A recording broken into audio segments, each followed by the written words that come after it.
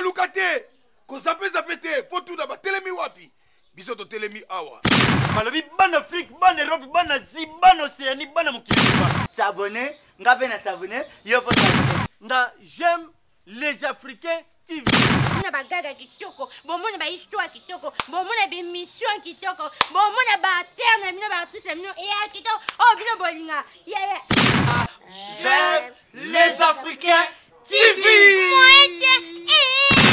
Quand on a bon rouge wana on s'abonne massivement aux bagag ba théâtre ba film mateya au juna na ba série télévisée ba mission en solo parce que wana te na mateya Patrick na mwana awa bonjambe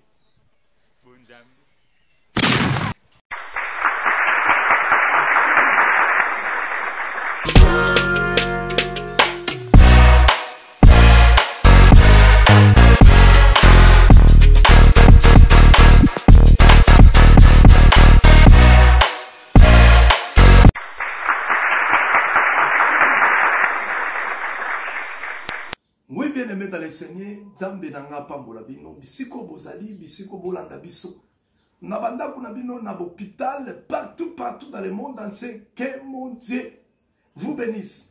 Donc comme n'attend le monsieur d'Abisso, ainsi dit l'Éternel, oui, pesami nangai wabino, le prophète Patrick Namwana. Et nazom samedi nanga, ne zappez pas bien aimé, parce qu'il y a des choses que le Seigneur veut réaliser dans ta vie à travers cette émission. Yo muto landanga bien-aimé, partager mission pour sauver ba âme ya Nzambe. Et luka s'abonner na chaîne oyo bien-aimé pour landanga biso chaque jour. Et je t'assure bien-aimé, tu seras béni à travers les messages que vous allez écouter. Le lot melebino thème mokoza très édifiant. Et le thème que nous allons développer ce matin, nous l'avons intitulé Après la délivrance. Toza rapidement dans le livre Jean chapitre 5 verset 14. Wana bazo betela biso histoire. Ya papa moko bien-aimé dans le Seigneur. Oya beta qui 38 ans na maladie.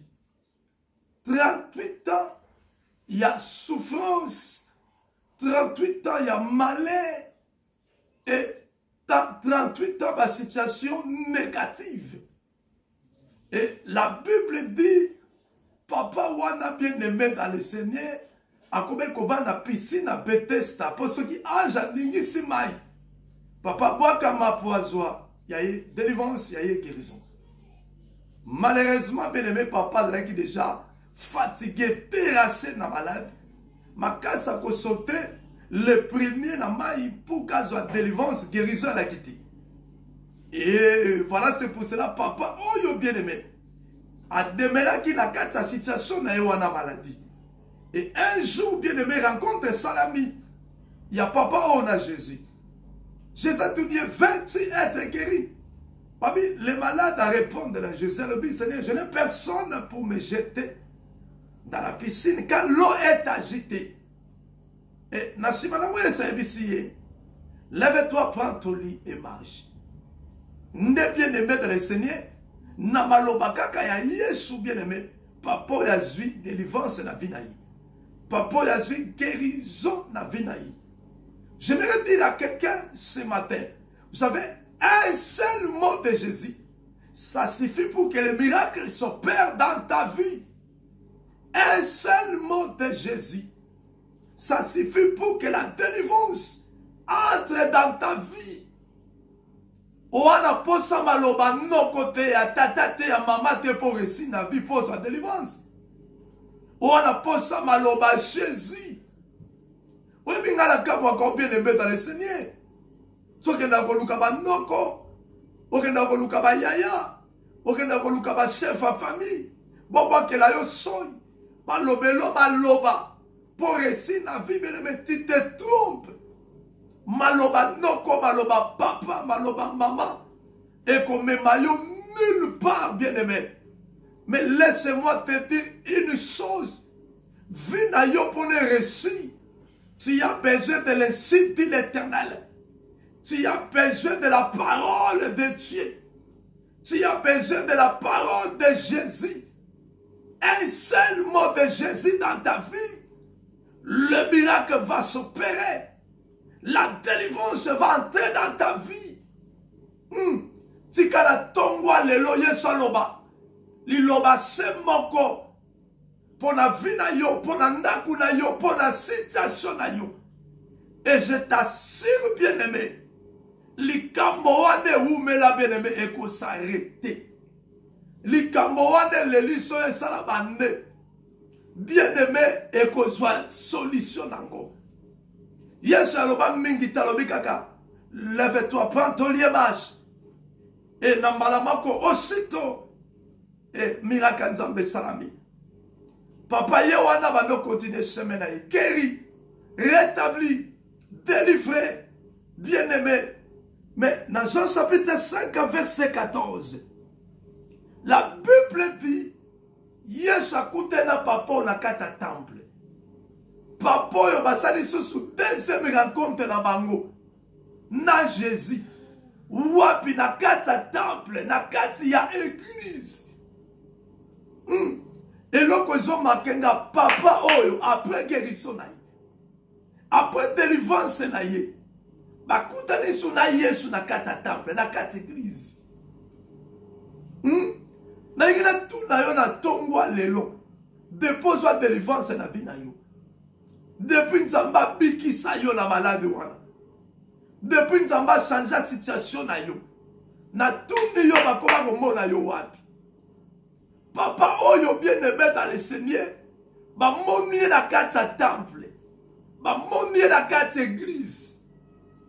Bien-aimé na tout yo après délivrance na yo. Ba koma komona wapi voisin. Sunganga tuna ndekwaza pembe na yo. Tuna ye voisin après délivrance na yo. Après guérison. Après avoir de la peine. Tuna ye ba koma komona wapi. Alléluia. Papa wa mona ke na kata église na kata temple. Yo ba koma komona wapi. Bien-aimé dans le Seigneur, tant musu ba koma na bango komona na motel. Na baba. Tant musu ba koma komona na ba boîte de nuit. Ba koma komona yo wapi après délivrance na yo. Bien-aimé dans le Seigneur. Oyebi e ana bate belé depuis ba joie ba délivrance na vie na bango ba kima église. Papa y a eu délivrance bien-aimé. Ba moni na quatre église. Donc délivrance na ye qui misaki nzambete. Mais toi na siècle moko, toi na temps moko. Oh batu mingi bien-aimé tanga eu délivrance à qui m'église nzambe. Tanga eu guérison à qui m'église nzambe. Azu libala à qui m'église nzambe. Azu musala à qui m'église nzambe. Au moins, bien aimé, mouta voyager na poto bien aimé, makamanza balinga mo souti. Mais awana Kinshasa la ka frère moko bien aimé sérieux. Nzamba pesi voyage a comme na poto bien aimé dans le Seigneur. Et tout des causes on a mouta kimi nzamba kimi église comme on peut ba raison. Bien aimé dans le Seigneur. Après délivrance va comment komona yo wapi. Oyebe, na sepelaka na verset moko na livre Somme 103 verset nango 2. David azoloba, mon âme bénit l'Éternel et n'oublie aucun de ses bienfaits. Abi mon âme pambola Yahweh. Kobosa na tabola munaya ta mokoti. Mais yo le lobosa na bola mwanzambe. Kanisa bisika nzamba zwaka yo. Kanisa vio zalaka nango lelo nzamba soko le zaka chômé malheureux muta passe. Batu bazoboya yo par rapport à na yo. Lelo nzamba zu yo a formé yo a pression valeur bien-aimé dans le Seigneur. Nzamba tomboli yo. Okoy mo kontina kata société lelo église oboyango. Ba pasteur ku ba sambela pono koma ko finga bango. Bien-aimé lelo nzela nzamba obwaka. Vous avez un nombre de prières. Ce que vous savez, la balangue, ya baba. Le balangue, nyo se bunga. Okoma mutaba deuxième bureau. Okoma mutama sanga. Okoma mutakapela. Okoma mutakinkole. David a dit, mon âme bénit l'Éternel. Et n'oublie aucun de ses bienfaits. bolamu ya nzambe te yo bolamu nyonso nzambe obwaka obosana yango. Souviens-toi bisika nzambe azwaka yo. Yo utaka mboka lelo nzambe azwi apesi valeur okomi na poto. Poto ya pamba eki mission nzela nzambe. Bien aimé, poto eza lola te. Na poto bato mpe bakufaka ti. Na poto bato mpe babelaka. Na poto bato mpe baperdaka mosala. Nazobisa ndeko moko boye bien aimé. C'est le moment de retourner vers l'éternel. Zongela nzambe oyo bien aimé dans le Seigneur. Azako na sa memena niveau likolo. Après délivrance qui m'église. Nzambe azwi ya peso musala bien. Atomboli olingi su makambo nzambe te. Obosani bolamu nzambe. Zongela nzambe bien aimé. Oui, mais ma pambolo nzambe azopia biso. Et ça te pour que to qui m'église, to qui manzela nzambe, to bois kamaloba nzambe. Nzambe azopambola biso poto tika la fidèle, attaché à Dieu. Comment expliquer mon tagé li pambola si mbongo na quatre églises? Mais mbongo na komi na ngobele me kobala ngane ba deuxième femme, ba troisième femme. Comment expliquer mon tagé li pambola na quatre églises comme ça na ngwa ambiance? Tozo kende wapi? Oui, mais David azobali ba somme. Alors, il est très important. Alors, où est le pont de la grâce? M'accompagneront tous les jours de ma vie. Et j'habiterai dans la maison de l'Éternel jusqu'à la fin de mes jours. Alors, oui, bonheur et grâce dans Nzambe. Et quoi, accompagner, mais n'a pas revendre l'anda kwa Nzambe. Donc, bonheur et grâce, ils ont dit qu'à David, il était la musika Nzambe. Musika nda kwa Nzambe. Boni ta bonheur na vie na bango bele mais alingi so église te alingi so makambo nzambe te yo salaka boyete yaya na kishasa serviteur de Dieu okomi na poto kuna mo ozongeli donc mokili na niveau moko kosakana te nini kaka nzambe asala mabe ndenga pambola yo asala mabe ndenga memo na poto pourquoi changer caractère ka pona poto pamba na zo biso poto ezalola te orgueil wane wuti wapi la Bible dit Dieu résiste orgueilleux. Il fait grâce aux humbles. Humilie-toi devant la face de l'Éternel. Bon, si on commune à poto, au pied sur bateau motete. Si on commune à poto, bateau à tirer en Afrique, bah, sur la valeur. Donc, mouton dans la poto, sur la poto, bateau en Afrique, tu te trompes, ça c'est l'orgueil. Église, on va s'embêter pour nous ébisoux, bah, moté. Pasteur a s'embêter pour nous bossanaye. Qui vous a dit que ma pasteur ne soit pas faux? Ne comment abisinga papa ngala ensemble, c'était pour la pasteur d'aventurier. Oui. Toi, la tambo comme ba faux baza ba frère bazali. Même l'époque il y a Eli ba faux bazalaka. Vrai zaleka moko Eli. Na génération nyo surtout depuis mokile banda. Si kanga na bisayo et si ka ba faux bazalaka ba vrai bazanga ti. Il ngo ba te ba pasteur baza aventurier. Il y a des vrais pasteurs ou ba tika la taché na Nzambe. Bien aimé. C'est le moment de retourner vers le Seigneur. Pendant que l'homme a bien aimé, tu mourras. Okukuta na makamakas na chemin, batu tout bakima Nzambe. Bakuta na makam la vie na bango. Quand il soit histoire à Jonas. Tant que Jonas a kimi Nzambe na parcours na kuta na ba tempête. Yaya nazolo ba no yo moto kima Nzambe. Dépose sa délivrance.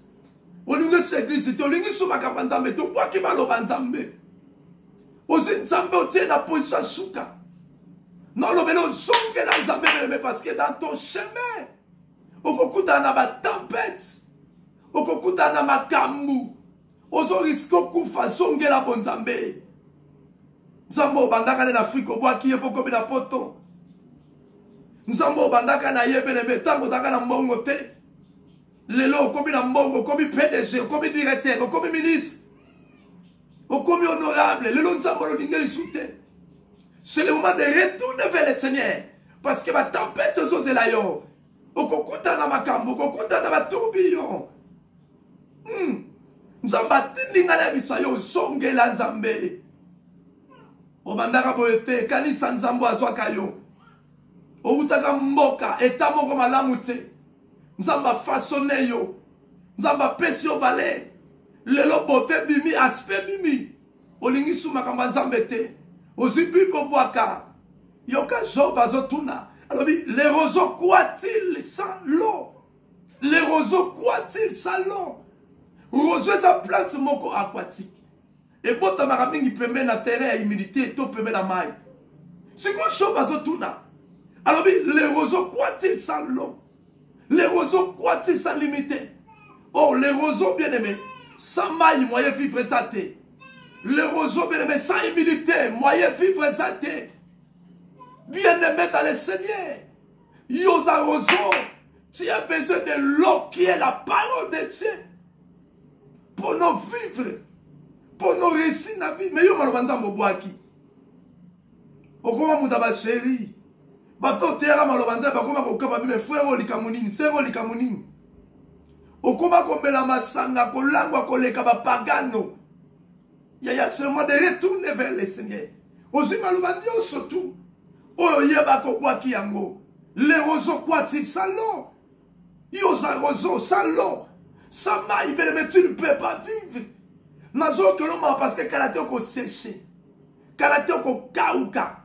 Kalate ko zanga. Mbongo wana osala ambiance bien aimé lokolo boaki maloba nzambe ko sila calamité. Oh ça avertissement. C'est le moment de retourner vers le Seigneur. Après la délivrance, batumingi babwaka nzambe. Après la délivrance, batumingi babwaka baloba nzambe. Église olingi souti. Okomaka na ba raison, oh musala. Lipombolo ndaba pesi opo da musika na ye. Yaya. Et puis, oyebi na église na biso lelo ça fait mal. Soko sali constat aucun okuta bato ba otondisa ba bar, ba hôtel, ba capella, ba kinkole. Aucun okuta ce sont pas des païens, ce sont des enfants de Dieu. À votre église à quel bar, à votre église à quel capella, à votre église à quel kinkole. À votre église à quelle ambiance. Bato mingi ba otondisa lelo ba bar wana, la majorité ce sont pas des païens. Et là bato ba kenaka la carte église. Mais pourquoi pas tu la carte d'église qui m'a changé? Oh, nous avons quelque part, biso ma pasteur, bien aimé, toi la part à responsabilité. Ton terre va bien pour bien aimé dans le Seigneur, qu'on bosse à la carte. Mouko la porte père à Teya, mouko la Pentecôte. Il a dit, les gens qui écoutaient sa parole, leur cœur était vivement touché. Mais tellement la bagoué simba maki makasi, peut tenir Pierre to salami. Yoka Pierre, repentez-vous et soyez baptisés. Repentez-vous. Donc, Mouta Yoki Malobanda Malobe Simbiye, pas une décision à changer.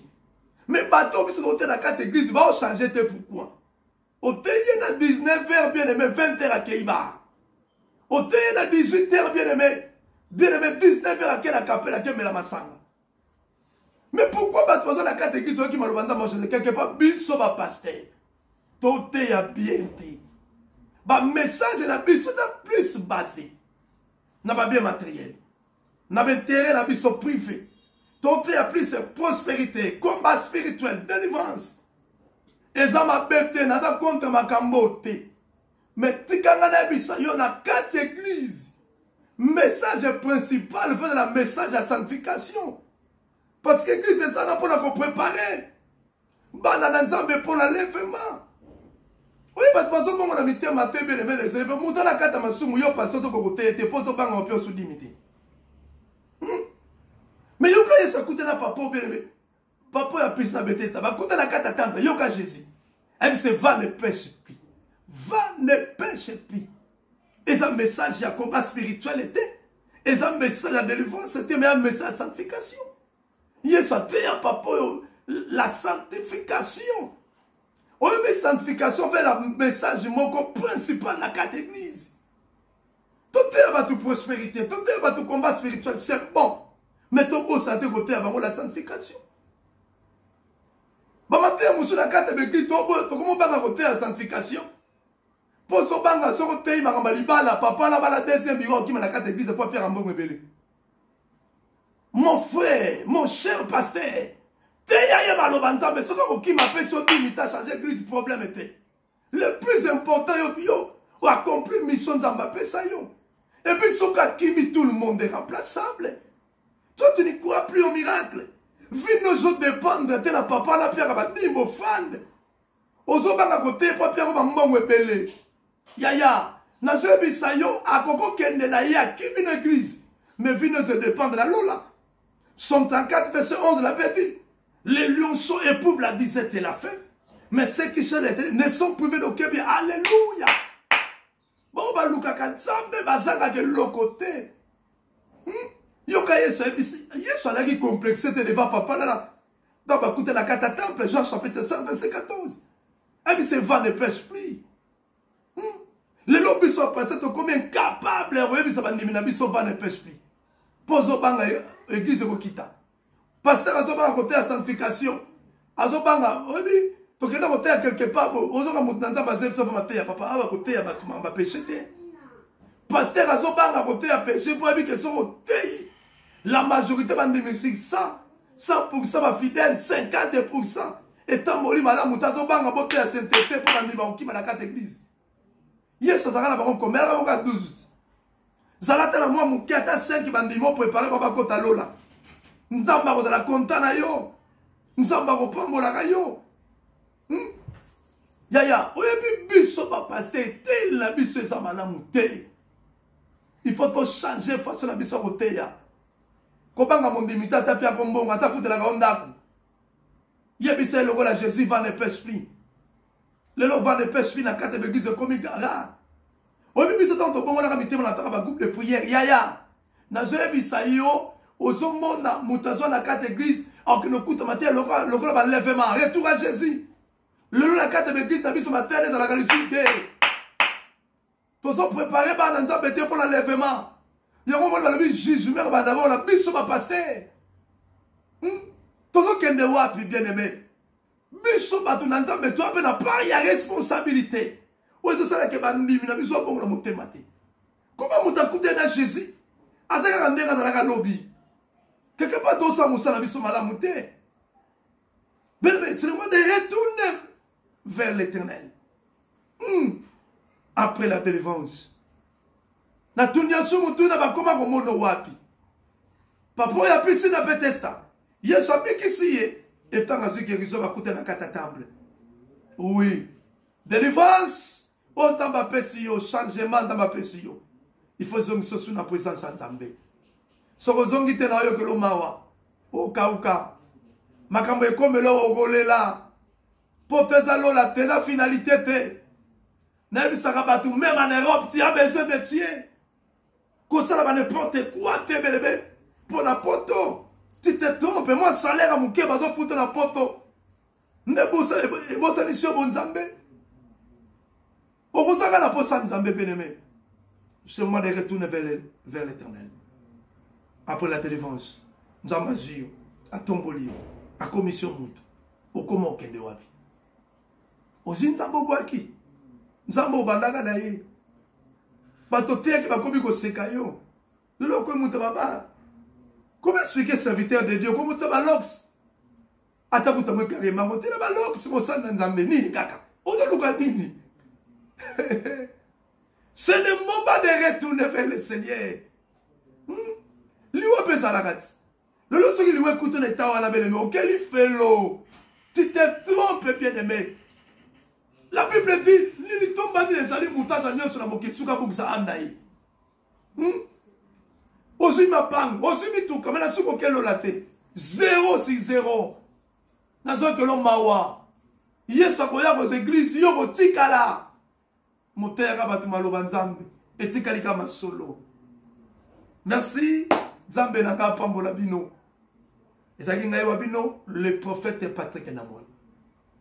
Benga biso numéro affiché na ba écran na ba écran na yo benga biso bénémoine Seigneur tu prier pour na yo on a pour sa consultation prophétique consulter nzambe benga biso na 09 98 54 38 25 je répète 09 98 54 38 25 au bagisi kaka 00243 benga biso voilà besoin de prière. On a besoin de consultation prophétique. On a besoin de conseil. On a besoin de direction divine. On est orienté, on n'hésitez pas. benga biso to prier pour na yo pe to pe ba directive kabola message kabola mateya oyo pour na sauver ba âme à Jésus. Si tu fais ça, mon Dieu te bénira. N'a pas moli mandeko basungaki biso na caméra. Mon sakoli Renate, prophétesse Renate na mwana kilewa, soyez bénis la servante de Dieu. Et n'a pas mon l'équipe technique news. Na régie, na montage. Si quand ça benanga apambola bino. Ezaki ngai wabino le prophète Patrick Namwana. Nzambe nanga apambola bino. Na kombo na Yesu. Amen.